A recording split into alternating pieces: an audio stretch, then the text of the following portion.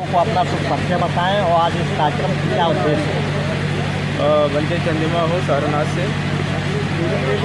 से ब्रह्मचारिका बनी जा रही है। आप लोग जानते हैं कि सारनाथ भगवान बुद्ध की पहली उपदेश स्थली है और ब्रह्मणी भगवान बुद्ध की जो है जन्म स्थली है। तो ज्ञान स्थली से जन्म स्थली यात्रा जा रही है।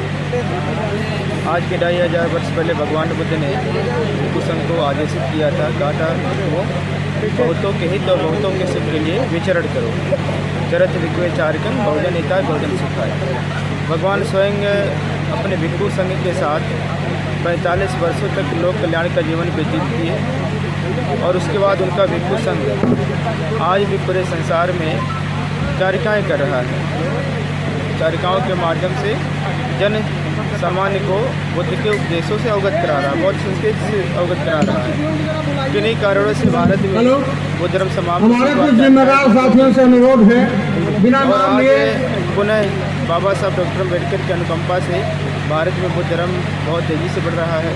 जब बुद्ध धर्म बढ़ने लगा है तो अभी भिक्षु संघ ने निश्चय लिया है कि वो चारिकाएँ बिल्कुल आरम्भ करेंगे। तो पिछले साल हम लोग चारिका करते हुए श्रावस्ती गए थे।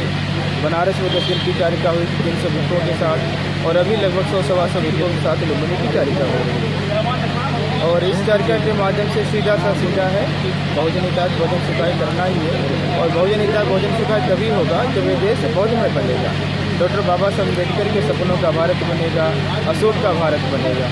तो इसी के लिए हम लोग प्रयास करें। सर, बंदी जी इस देश में कई धर्म के लोग रहते हैं, तो क्या खासियत है कि बौद्ध धर्म क्यों लोग अपनाएंगे, क्या सोच सकते हैं? आज पूरी दुनिया में मैंने अभी अपने भाषण में भी कहा था कि भारत का केवल एकमात्र धर्म जो विश्व धर्म बना बुद्ध का धर्म है और भारत का एकमात्र गुरु जो विश्व गुरु बना, जगत गुरु बना, बुद्ध है।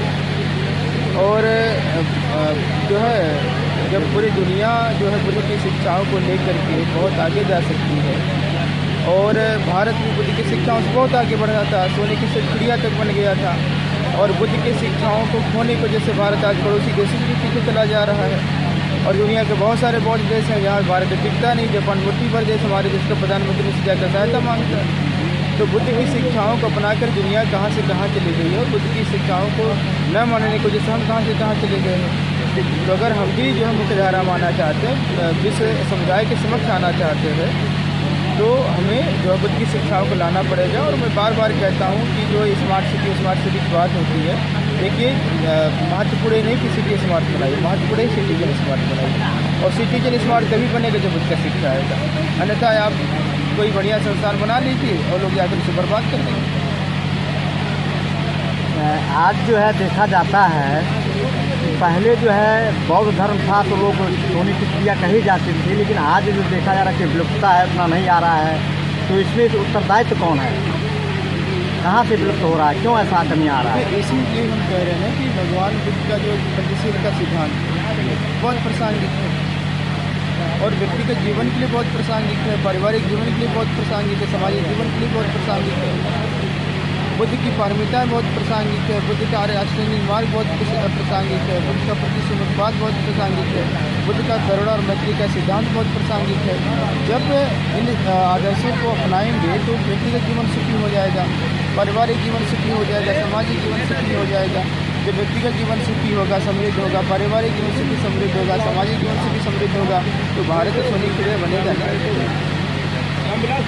थोड़ा सा इस कार्यक्रम के अवसर पर बौद्ध अनुयायियों, उपासक उपासिकाओं को क्या संदेश दें? नहीं, कार्यक्रम के अनुसार संदेश दे ही रहे हैं। सबसे बड़ा संदेश यही है, देश को बौद्ध में बना हुआ है। इससे बड़ा संदेश कोई हो नहीं सकता बहुजन समाज के लिए।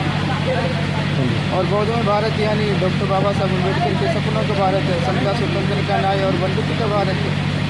तो देश में समता हो, देश में स्वतंत्रता हो, हर कोई जहाँ चाहे नौकरी करे, जो चाहे बिजनेस करे, जहाँ चाहे अपना घर बनाए, जहाँ चाहे वहाँ रहे, देश में पूरी आज़ादी हो और सबके साथ न्याय हो और सब पूरे देश के जितने भी लोग हैं सब बंधुत्व भाव के साथ रहें, जातिवाद के दूर करें और व्यवस्था कर्म करें, सब भाईचारा स्थापित करें।